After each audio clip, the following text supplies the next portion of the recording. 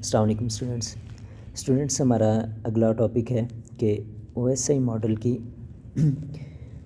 Layer number 6 जो आपके पास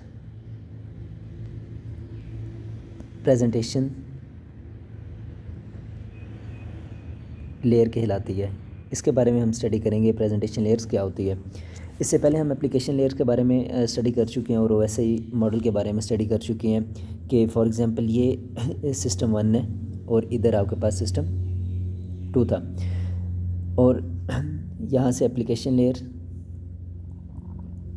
presentation layer, session layer,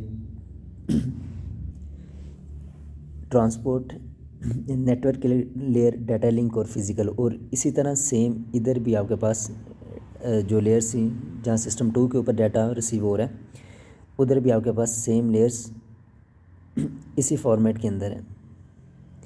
अब एप्लीकेशन लेयर्स के बारे में हम पढ़ चुके थे कि कौन सी एप्लीकेशन को यूज़ करते हुए आप डाटा एक सिस्टम से दूसरे सिस्टम में ट्रांसफ़र कर सकते हैं। वो हमने ईमेल की एग्जांपल के थ्रू इस बात को समझ लिया था। अब मूव करते हैं प्रेजेंटेशन लेयर की तरफ। प्रेजेंटेशन लेयर क्या फंक्शन परफॉर्म करती है कि डाटा को किस तरह प्रेजेंट करवाती है, ठीक है, किस फॉर्मेट के अंदर डाटा को इसने प्रेजेंट करवाना है, किस फॉर्मेट के अंदर डाटा को किस टाइप के अंदर डाटा को लेके आना है कि अगली लेयर्स भी उस डाटा को समझ सकें, बाकी जितनी लेयर्स हैं वो उस डाटा को समझ सकें, तो अंडरस्टैंड कर सकें। तो जिस फॉर्मेट के अंदर लाना होता है उस फॉर्मेट के लाने के लिए जो लेयर वर्क करती है, जो लेयर काम करती है, वो आपके पास प्रेजेंटेशन लेयर करती है। इसी तरह सेम सेकंड एंड के ऊपर डाटा रिसीविंग एंड के ऊपर जहाँ डाटा रिसीव होना है उधर भी प्रेजेंटेशन लेयर यही फंक्शन परफॉर्म करती है कि डाटा को उस फॉर्मेट के अंदर लेकर आती है जिससे डाटा आपके पास एप्लीकेशन लेयर को जाता है और आगे रिसीवर को डाटा रिसीव होता है।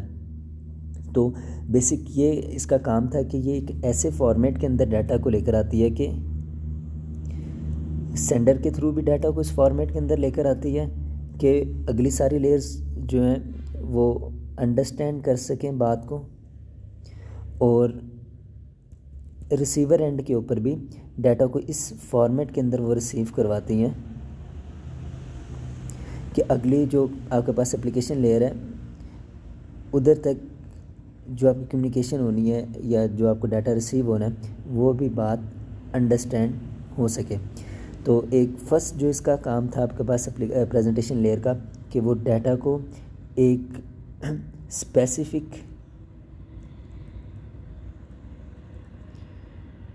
फॉर्मेट के अंदर कन्वर्ट करता है। इसका वर्क नंबर 1 आपके पास प्रेजेंटेशन लेयर का ये है।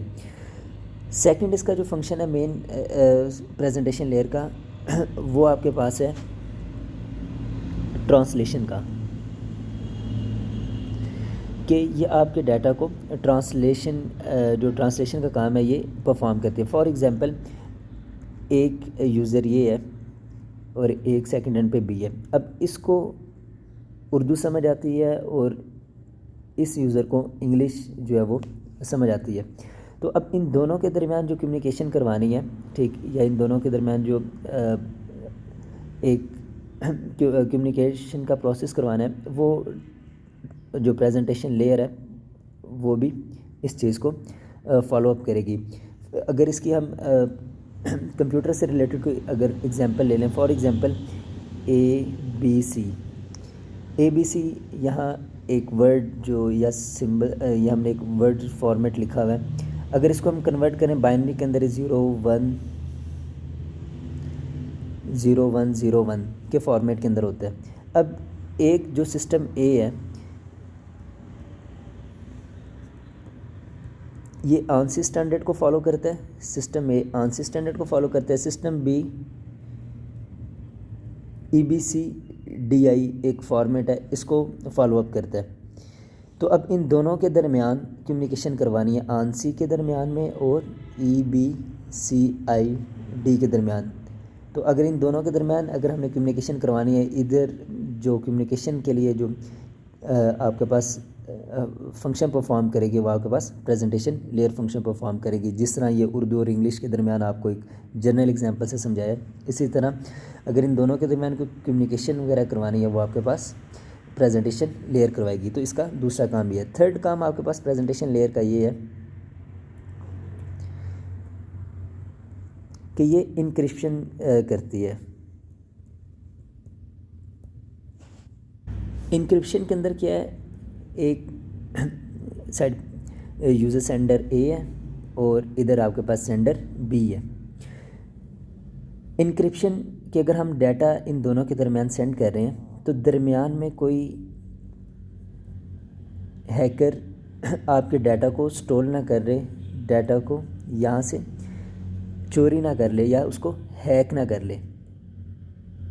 तो इस चीज़ से बचने के लिए हम इसके ऊपर कोई लॉक पुट कर देते हैं, जो डाटा आपका उसके ऊपर कोई लॉक पुट कर देते हैं और उस लॉक की जो की है वो सिर्फ़ और सिर्फ आपके बी के पास है।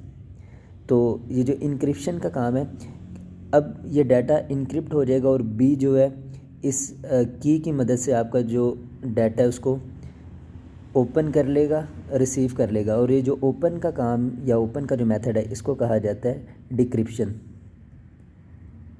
तो थर्ड नंबर पे आपके पास जो प्रेजेंटेशन लेयर है वो इनक्रिप्शन और डिक्रिप्शन का काम करती है। इसमें सिंपल यही कि अगर डाटा ए से बी को सेंड किया और उसे कोई रास्ते में उस डाटा को कोई चोरी ना कर ले, कोई हैकर उसको हैक ना कर ले, तो उससे इस चीज़ से बचाने के लिए हम डाटा को इनक्रिप्ट कर देते हैं और उसको डिक्रिप्शन के लिए उसकी जो की है वो बी के पास है और बी ही उस चीज़ को, उस डाटा को रिसीव कर सकेगी। जैसे ही वो की से ओपन करेगा वो काम आपके पास डिक्रिप्शन का काम कहलाएगा। फोर्थ नंबर के ऊपर आपके पास डाटा जो प्रेजेंटेशन लेयर है वो ये काम परफॉर्म करती है। फोर्थ नंबर पे आपके पास ये वर्किंग परफॉर्म कर रही है आपके पास कंप्रेशन का। तो आपको बताता चलूँ जो इंक्रिप्शन है ये आपके पास एज आ सिक्योरिटी के लिए, आपके डाटा की सिक्योरिटी के लिए बहुत ज़रूरी है। अब फोर्थ नंबर पे कंप्रेशन का काम ये होता है कि आपके पास जो डाटा है उसकी बिट्स को ये कंप्रेस कर देती है। फॉर एग्ज़ाम्पल आपके पास डाटा 500 MB का है या आपके पास डाटा 600 MB का है, तो इसको कंप्रेस करके आपके डाटा को कंप्रेस करके ये कन्वर्ट कर देगी 400 MB के अंदर।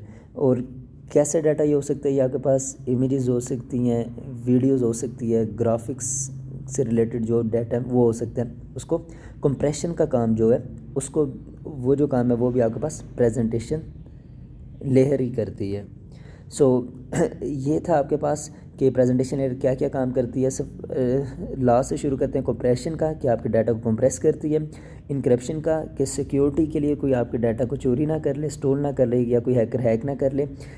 देन ट्रांसलेशन का जो काम है कि अगर ए और बी आपस में इनकी बात समझ नहीं आ रही, ठीक है, तो ट्रांसलेशन का जो काम है आपके पास ये करती है। और फर्स्ट काम स्पेसिफिक फॉर्मेट, एक ख़ास फॉर्मेट के अंदर आपके डाटा को कन्वर्ट करती है जिसकी वजह से बाकी सारी लेयर्स उनको समझ सकें। तो ये था आपके पास प्रेजेंटेशन लेयर क्या होती है।